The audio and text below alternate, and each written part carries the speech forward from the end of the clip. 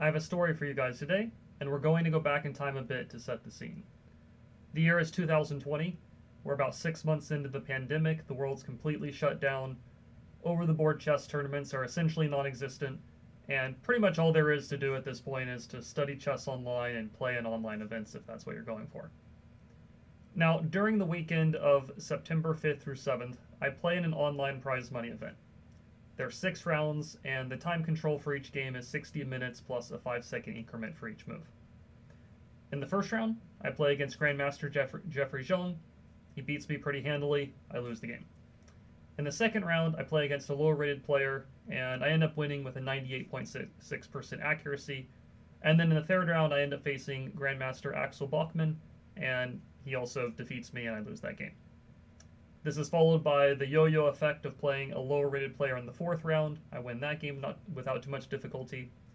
And then we get around to round number 5, which I end up playing against International Master Volodar Mirzin, who is now a Grandmaster at this day and time, who's rated around 2650 FIDE rated at this point. So this is the game that definitely got me reported for cheating to chess.com, and I want to show you what happened in it. So in this game, I decide to go for the move e4 on move number 1, and we essentially get into a Najdorf type opening position here. Black plays the Sicilian, and we have a couple of different options here. We can play for the move d4, going for the open Sicilian. We can play sidelines against the Sicilian. In this case, I decided to go for the move bishop to b5 check. This is kind of a pet line of mine. I've played this against lots and lots of players online. I've also played this over the board plenty of times.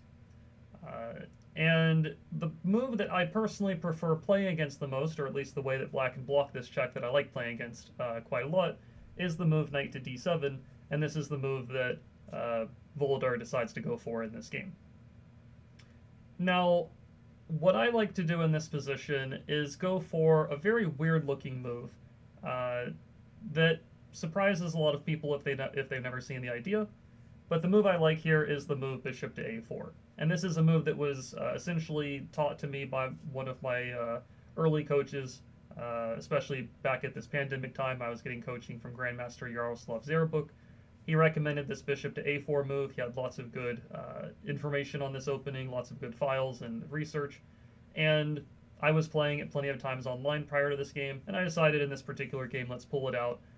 It's not an over-the-board rated event necessarily, but it is it is an online long-time control game that is taken seriously by all the players, especially because there's prize money involved. So what is the idea behind the move bishop a4, first of all? Well, bishop a4 is kind of a fancy waiting move, you could call it. There are some situations where we'll play the move pawn to c3, followed by pawn to d4, grabbing space in the center of the board. There's some cases where we'll play the move pawn to c4, and then pawn to d4, setting up a little bit of a Maroczy bind type of pawn structure. And there's also cases where we will just lose or sacrifice the e4 pawn for rapid piece development. It's a little bit of a mysterious looking move, but it is one where you're kind of waiting to see what black decides to do, and we're going to adjust what we play as white in response to black's decision that they make at this point. So, without going too much in depth on the specifics of the opening, in this particular game, black decides to go for the move knight to f6. Very reasonable move, one of the main lines for black to play here. They develop the knight, they attack the pawn on e4, and on first glance it looks like we have to play something like pawn to d3, or knight to c3, but the best move here is actually to go ahead and just simply castle the king and sacrifice the pawn that's on e4. This bishop b5 check followed by bishop a4 opening variation, this has been played by Hikaru Nakamura in the past. Again, as I said, I've played it plenty of times. There's other strong players that have played it before. It is on the more rare side of things, but it is very deadly if black is not careful about how they respond to it, as we'll see happens in this game here. So I end up castling, and it is entirely possible for black to take the pawn on e4 right away if they would like to. We will see this happen in the game, maybe a move later on. The idea, though, is that if black does capture the pawn on e4, it's very risky to do this. White can play the move rook to e1, attacking the knight. The knight most likely retreats. We can then play the move pawn to d4. We're looking to open up the center of the board and make good use of our better piece activity, and the fact that black's king is stuck in the center of the board here. If black takes the pawn, we take back, and we get to something very similar in the game that we'll see in a moment. But suffice it to say that white has lots of play in this position despite being down a pawn. There's already ideas like knight to b5 and knight to f5, targeting the pawn on d6 that is undefended because the e7 pawn is pinned. And black can very easily run into a lot of trouble here if they're not careful. So this didn't happen in the game, but something very similar to this does occur. So instead of taking the pawn right away on e4, my opponent goes for the move pawn to a6 first. Now here we have to be a bit careful because black has a very clear idea. They want to play the move b5, kick our bishop back, and then push the pawn up to c4, and then our bishop would end up being trapped here. So we definitely don't want to let this occur. And what I do is I play the move pawn to c4, we prevent black from playing pawn to b5, and we are still fully giving up the pawn on e4 if black is wanting to capture it. Now, again, given the circumstance, it is quite risky and probably not the best practical decision for black to take the pawn. I think a more, let's say, better approach for black is probably to play g6 and fianchetto their bishop. In response to this, I like going for knight to c3, bishop to g7, pawn to d4, pawn takes, queen takes. I've had some games like this against other players, and suffice it to say that white is doing totally fine in a case like this. The computer may point out that black is also doing fine, but white can play rook to d1, and white is doing okay in the grand scheme of things. So I do think that is probably a better practical approach for my opponent. Instead, though, in this particular game, black goes for the move knight takes e4, which can be played, but again, it's very risky to go pawn grabbing in the center of the board when you're lacking in development. Your knight on d7's pinned. This knight's going to have to move another time. The king isn't castled. So it's a very risky approach. If you're going to play this way as black, you really have to be very confident on how you're going to survive the opening phase. And we're going to see that black gets themselves into a lot of trouble here. So I go with rook e1. The knight retreats. d4 to open up the center. Pawn takes, knight takes. Here black plays the move e6, and this is already a position where there's definitely some interesting possibilities that are available here. I'm not necessarily going to say what the absolute best move is in this position, because it kind of would spoil the upcoming move that might be good to take a look at. But white has lots of compensation. Again, active pieces. The rook on the e-file is good. We can continue developing from here. There's even potential sacrifices we can think about going for.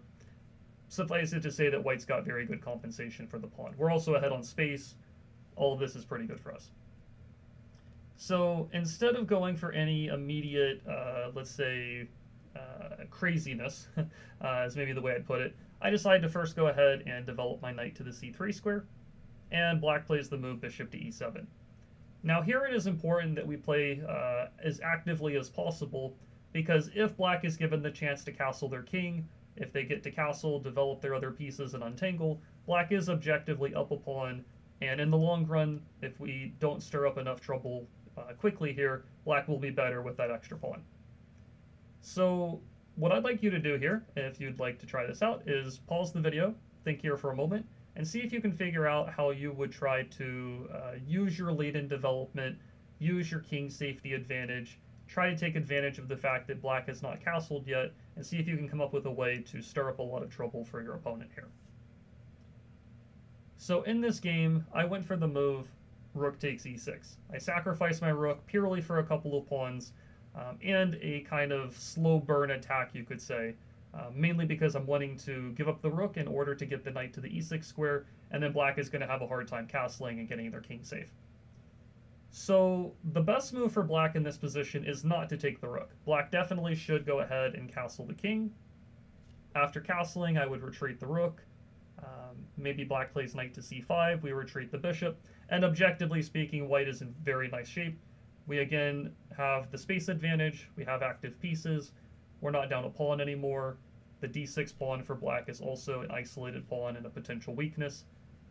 This is probably black's best case scenario from a practical perspective, but it would still be a position I'd be pretty happy to have if I was in white shoes. Credits to my opponent in some regards here, though. He decides to kind of take the bull by the horns, so to speak, and he does end up capturing the rook on e6. And you can actually see here, if you're looking at kind of the time element next to, above the board next to his name, I capture the pawn, it's 58-30, and he ends up capturing back pretty much immediately. There is, again, a 5-second additional bonus you get for each move. So essentially here he made this move in about, 4 seconds or somewhere in that range. He captures the rook. I don't know if he had necessarily known that this was a move in the opening phase, or if he was aware of this possibility, or if he just decided that it looked so... He might have just decided that really quickly that it looks so ludicrous that that he just has to take it. But this is going to start the attack that I am definitely assuming that gets me reported to chess.com after this game. So I take the pawn, and the queen moves to a5. Now you can also see at the same time, I will say, that my clock is above 1 hour. So this rook takes e6 move, it was not exactly inspiration to me or anything like that. It was actually something that I was aware of in my own opening files. It wasn't something that I figured out at the board. Now there are some cases a little bit later in the game that I do have to think for myself, but at this current moment I am confident that my position is good. This is coming from kind of previous opening study and learning how to play these types of positions. White has a good position here, and there are a number of ways to continue the attack in this case. That all being said, we have to be very precise and accurate because we are simply down a rook for a few pawns at this point. We took 2 pawns, we were down the e4 pawn. It really is just a case where we have 6 pawns, black has 5. We're down a rook for 1 pawn in this position. However, it is a strong position for white. Why is this the case, though? White is better in this position because of the piece activity and the king safety difference once again. Our king on g1, very safe. Black's king on e8, not so safe. d7, knight's pinned. King can't castle because f8 is covered. The knight on e6 is a huge nuisance for black. There might be some knight c7 checks and some knight takes g7 ideas to worry about. My knight on c3 can jump forward. My queen is able to move around the board very easily. I can develop the bishop to f4, g5, or e3. And once I do develop the bishop off of c1, I can eventually get the rook in the game. And once again, a lot of black's pieces are still sleeping on their starting squares. The knight on d7 once again is pinned, which means that the bishop on c8 can't move, the rook on a8 can't move, the rook on h8 doesn't really have a great place to go. But again, if we don't act precisely or continue this attack in the best way, we are down a rook, and we could definitely lose this without a big fight. So in this position here, I continued with the move bishop to f4. There are other moves that are very strong in this position. I think that nowadays computers actually say that knight to d5 is stronger than the move bishop f4. I think back at the time, and again, keep in mind this was 4 years ago, back at the time I believe that the computer engines were saying that the move bishop f4 was the best. And I did play the move bishop f4, relatively quickly. You can see that really no time came off my clock here. Now, what I'm looking to do here with bishop f4 is I'm threatening to take the pawn on d6. And note here that I'm not actually in a rush to do something like knight takes g7. If I did rush for a move like knight takes g7, which might be a lot of people's first instinct here, if you take the pawn and black plays king f7, you actually run into a situation where your knight is trapped on the g7 square. The queen is kind of patrolling the 5th rank, keeping the knight from retreating. We could play bishop h6 to defend the knight, but after rook to g8, the knight is a goner. And remember, we're down a full rook, so if we continue losing more material, and especially if we run out of attacking pieces, we are going to lose the game, that's for sure. So I knew that bishop f4 was a strong move in this position, and I also knew that the move king f7 was one of black's better responses. Pretty much here, black is having to move the king, they attack the knight on e6, and the goal with this is that I'm going to retreat the knight or move it away, and then the king will kind of, get back to some shelter once the knight backs up a bit. So I do retreat the knight, I give a check on g5, the king goes back to the g8 square, and here I essentially was, let's say, on my own in terms of figuring out what I should do here. I did not remember at this point during the game what the best follow-up was here or what the most precise move was to go for in this position. Only after I, double checked my opening files after the game did I realize that I actually end up making a mistake in this position, which fully lets Black have a kind of a golden opportunity to get themselves back in the game. So again, if you want to, you can pause the video, see if you can figure out the best move in the position. It is a move I've played in other future games after this one was played, because I did remember, what I should have done after having studied the position a bit more in depth. But at this point during the game, I did not remember the most precise way to play, and I was on my own to figure out what to do. So again, keep in mind, you're down a rook. You have to keep attacking. You have to keep putting the pressure on your opponent in some way. If you want to pause the video and see if you can figure out the best way to do that, I think it would be worth your while. So here in this position, the strongest move for white is a bit of an odd-looking one on first glance, and it's actually the move bishop back to b3. The idea of bishop to b3 is pretty clear-cut. You want to push the pawn to c5, open up the discovered check, and continue attacking the king. But as soon as you recognize that this is white's idea, you might also think, well, what if black just puts the knight in front of the pawn and just stops the pawn from advancing forward? The downside of this move, though, is that it does block off the queen's access along the 5th rank, and now white has a very strong follow-up attacking move in this position, and that would be the move knight to d5. Knight to d5 attacks the bishop on e7, it attacks the knight that's on f6, and if black's not careful, this knight can also be used to trap the opponent's queen. First things first, if black was to take the knight, we play queen takes d5 with check, and black is very much lost in this position. This is actually going to look a little bit similar to a position that occurs in the game, but it is a much, let's say, worse version of the game that we'll see later. If black blocks with anything on e6, let's say they block with the knight, here we can simply take the queen on a5. If the bishop blocks, we just go ahead and take that, and black's in huge trouble because the knight's pinned once again. And finally, if the king moves away, we just have checkmate. So they can't take the knight on d5. We're also threatening to take the bishop, so it might seem like black should retreat the bishop. However, if the bishop goes back to a square like d8, that actually takes away an escape square from the opponent's queen, and now the best move is to retreat the bishop to d2, and interestingly enough, the queen is actually just trapped on the a5 square. We win the queen, and then we're going to win the game, not only because of material reasons, but also because we're going to continue attacking black's king, who is still very weak on the g8 square. Okay, so what if black plays bishop f8, or maybe even queen to d8? Pretty much, there's no saving grace here for black at this point. Anything that they do, we are going to either take the knight on f6 followed by checking on d5, or we're going to take the bishop on e7 followed by taking on d6. So for example, if they try to retreat the queen, here we can eliminate the knight.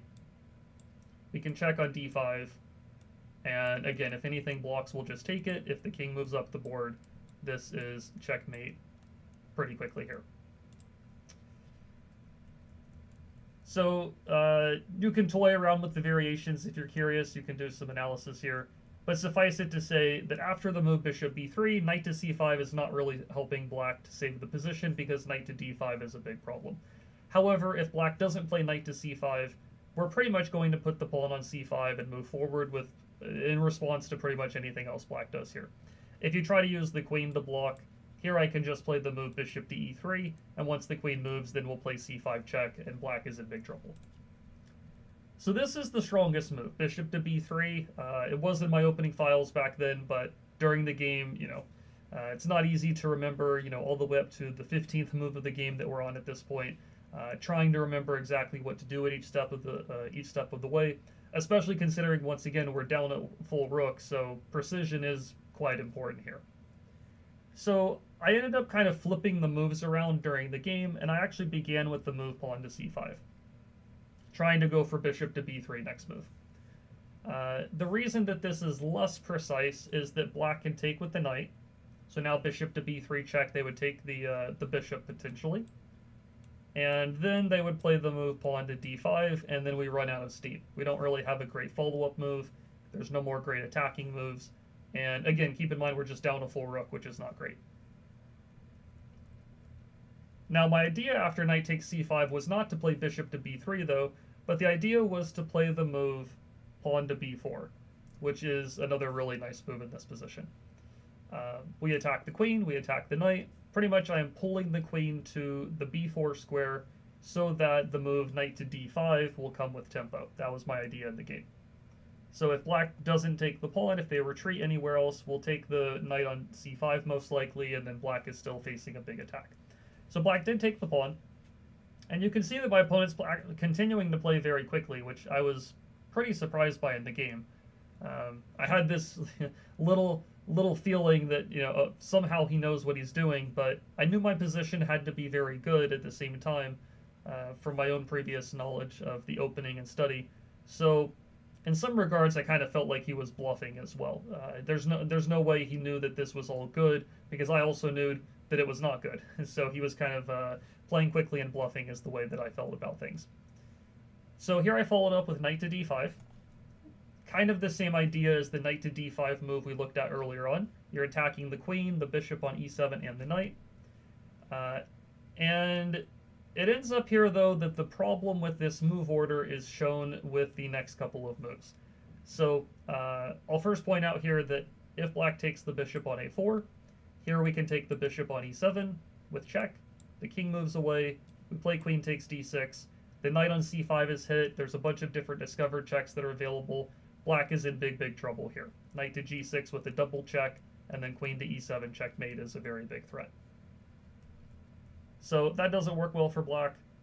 The only other move they can really consider, you know, keeping in mind that the queen is hit, is to take the knight on d5, which is what my opponent played. I played queen takes d5 with check, and here is a very nice exercise. I'll actually flip the board to my opponent's side and see if you can play better than my opponent, who did not play the best response here. Essentially, you only have two moves to think about. So you have a 50-50 shot. You're not going to play king f8 and get mated on f7. The question is, do you block on e6 with the knight, or do you block on e6 with the bishop? Which piece do you block with? You know, how do you think white's going to follow up? How would you play as black as a continuation after that? If you want to pause the video and figure out. In the game, my opponent played the move knight to e6, which is a big mistake. This is pretty much what gives me, you know, the winning advantage at this point. I had kind of messed up earlier with that pawn to c5 move, which was not the most precise. But here he kind of hands the advantage in a large way back to me by playing this knight to e6 move. We'll look at that in the game in just a moment. What black should have done is played the move bishop to e6, counterattacking the queen. I would have taken the bishop. But now here's the important defensive idea here. Instead of making any kind of reactionary move, here black can play the move queen to e4, offering the trade of queens and attacking the knight that's on e6 at the same time. And if he had gone for this, it would have been a pretty big bucket of cold water thrown on my attack, I will say. And objectively, white is still better here, but it's not near as big of an advantage as I would have really liked it to have been. If we flip back over to white's side of the board, the best way for white to play is to trade the queens, which is also helpful for black at the same time. Remember, they're up material, their king is being attacked. Usually when you're under a lot of pressure, you're being attacked and you're ahead material, all of those things point to wanting to trade queens. If the queens come off the board, your attack diminishes, the extra material kind of amplifies, and the king safety is less of a factor here. That being said, white can still follow up with bishop to b3, lining up towards the king. Black's best move is to play d5, kind of pitching a pawn. If we take the pawn on d5, black should play a move like knight to c3 and hit the bishop, I believe. If you play knight c7 first, you are threatening bishop takes pawn, forking the king and the knight and attacking the rook, and white is still, you know, a bit better here. Black would have to find some very precise defensive moves. Knight c3 is black's only saving move in this position, which is not terribly easy to find. The idea is to come here, check, and take the bishop. So it's definitely a hard sequence of events for black to figure out, and white is still even better after all of this. But this was the kind of saving opportunity that my opponent missed in the game. Rather than going for all of this, he played the move knight to e6, and you can again look at the time. He took only about a minute to make this knight e6 move. I don't know if at this point in the game he was kind of just playing fast because he, you know, figured he was lost. you can see that I'm starting to take time on my own side of the clock. Here, once again, when I played c5, I took about 18 minutes to figure out what I was doing. Again, it wasn't the best move in the position, but I was very much on my own trying to figure out what to do at that point. I was very surprised that he played knight to e6 so quickly. It's one thing if he plays knight e6 after thinking for a little while, but he played it only in about a minute, and it was a big mistake. So I took the knight. I'm setting up all the discovered checks once again. So it doesn't really matter if he takes my bishop, because I'll move the knight back to g5 and then checkmate on f7 pretty quickly. So he eliminates the knight, I take back with check, and the king goes to f8. Now here, you have to still be pretty precise, because right now you're not down a rook, but you are still down the exchange.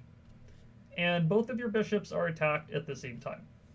So how are we going to solve the problem of both bishops being forked?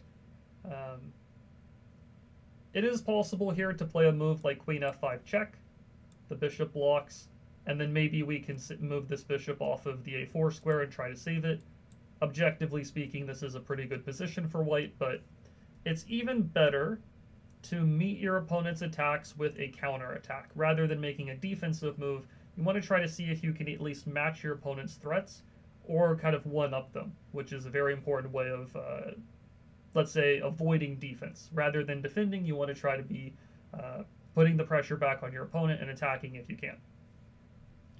So I played the move rook to e1, and rather than defending either one of the bishops, I'm continuing to apply pressure. I'm attacking the bishop that's on the e7 square, and essentially neither one of these bishops can be captured without black walking into checkmate. So first things first, if black takes the bishop on a4, we take on e7 with check.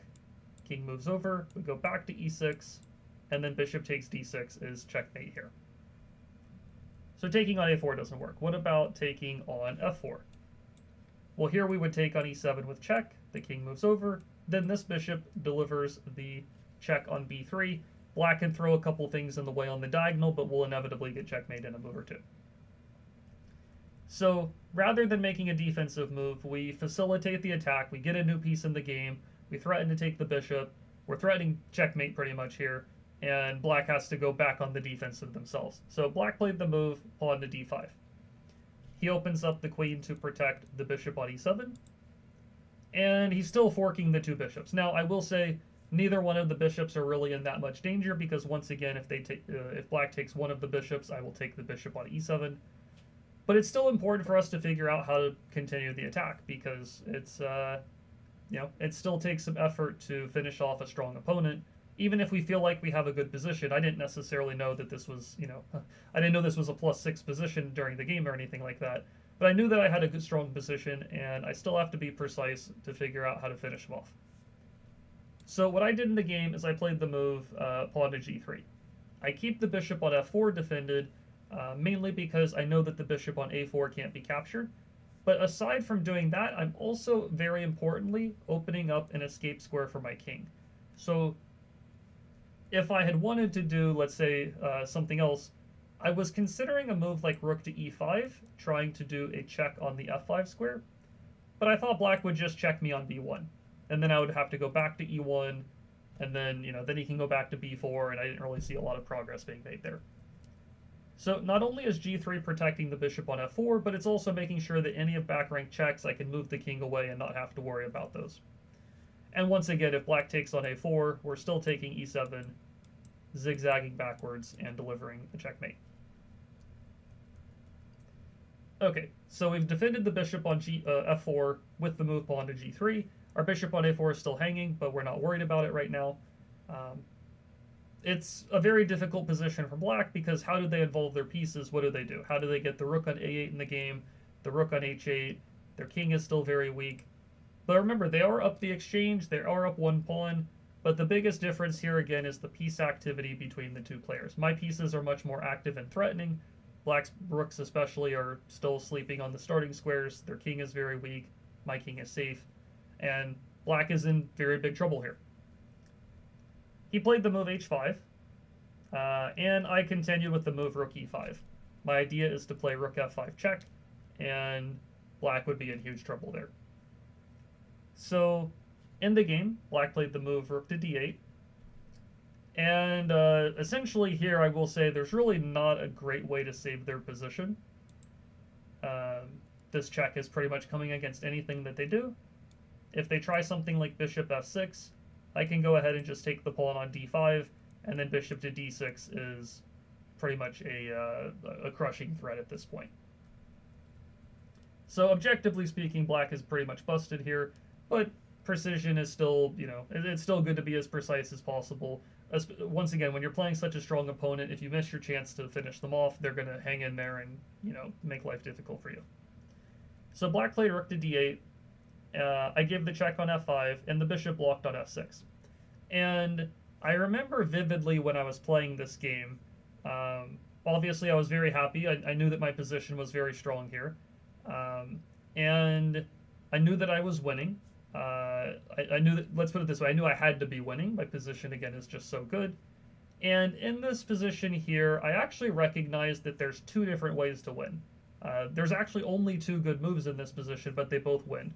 We can either play rook takes f6 or rook takes d5. Now, I think that most people here, most strong players, would probably play rook takes f6 without really much of a second thought, quite honestly.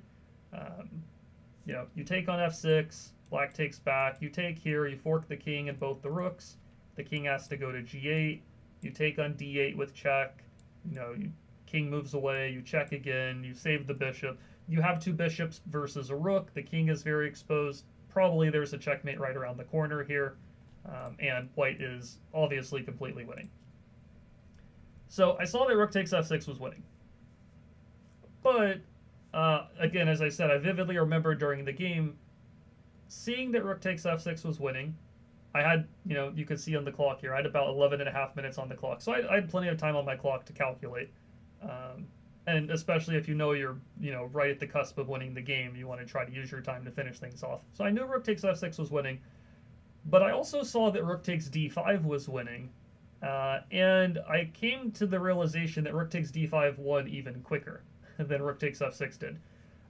And this move especially, I will say, is the move that I was very, very confident was going to get me reported. If my opponent was going to report me after this game, this rook takes d5 move that I actually did play in the game is the move that would get me reported. Interestingly enough, this isn't my own marking on the brilliant side of things. This is chess.com's game review marking this as brilliant, and I'm going to guess it's brilliant because it leaves the bishop hanging. Maybe is the reason, but this is actually a faster way to win the game than rook takes f6, and it may not really seem like that. But the problem that black faces is how do they deal with the threats? The first immediate threat is to trade the rooks on d8, and then checkmate on e8, because the bishop on a4 defends.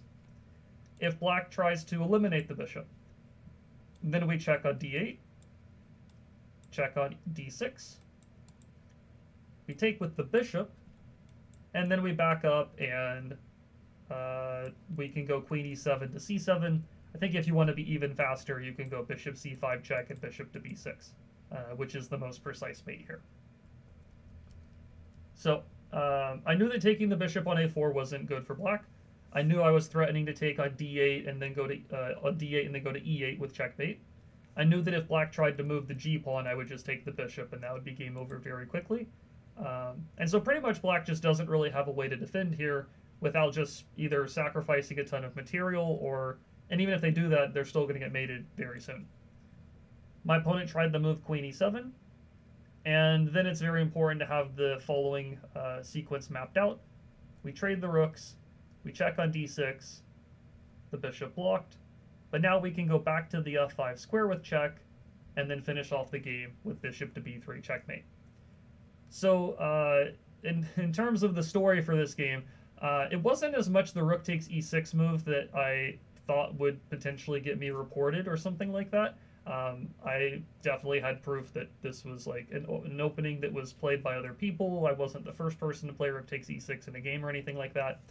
But it was actually this rook takes d5 move that I played that was, during the game, I vividly was thinking like, oh, I'm going to get banned because if I play rook takes d5, even though I think rook takes d5 is better than rook takes f6 if we're going for like absolute precision. Um, so I did play rook takes d5 in the game, though. It does win quicker than rook takes f6. And the game did end with me finishing things off, and that is the way things went. So I was very, very happy with this game. I really enjoyed it. The opening phase, like I said earlier, it's one of my favorite opening variations to play, especially against the kind of Najdorf setup for the Sicilian. This bishop a4 move is really cool. I've got lots of interesting games that I've played with that opening. It was very nice to sacrifice the rook on e6. If you look in the or not chess.com, if you look in the ChessBase online database, my game, this game against Volodar is in there, so it's not, it does show up in the database and stuff like that nowadays. And yeah, I was very happy to play this game. Very nice game. I didn't necessarily play it as precisely as I would have liked to, because I forgot about this bishop to b3 move in the later stages of the opening. But I was very happy with the calculation, with the attacking that happened later, and I also defeated a very strong opponent. Again, he was an international master at the time of this game, but nowadays he's a grandmaster rated, I think, somewhere around 2650. Very, very strong young player. Yeah, so that's my story for this game. Hopefully you enjoyed this this attacking game. I'd probably call this my immortal. I don't know if I'm going to get a better game than this at some point in the future. Hopefully I will, but for now I'm pretty happy with it. That's it for me, though.